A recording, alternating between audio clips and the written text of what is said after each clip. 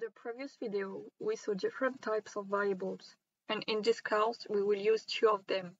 Are you ready? Then let's go!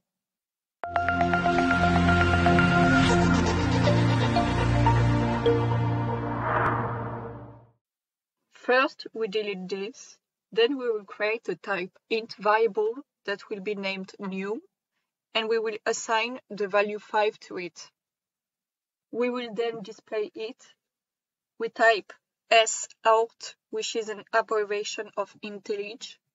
Then we click on Tab. Actually, it allows us to type this fast.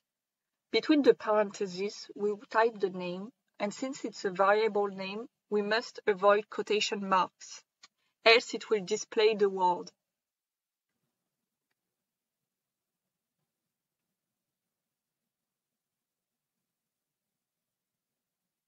However, we want the value 5, so we have to avoid those marks. And as you can see, we have the value 5 here.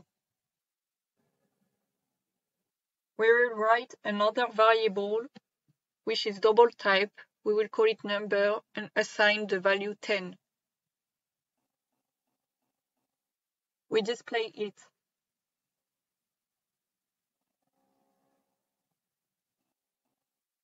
And as you can see here, we have a character. So the difference between int and double is that int is for whole numbers, so a number with no decimal point, whereas double is related to numbers with a decimal point. We are going to do a calculation with int and double thanks to operators. There are many of them, but 4 that you probably know, including addition, subtraction, multiplication, and division. So here we will do 5 plus 20 minus 5, for example. And there we will do 10 times 3 divided by 5.2.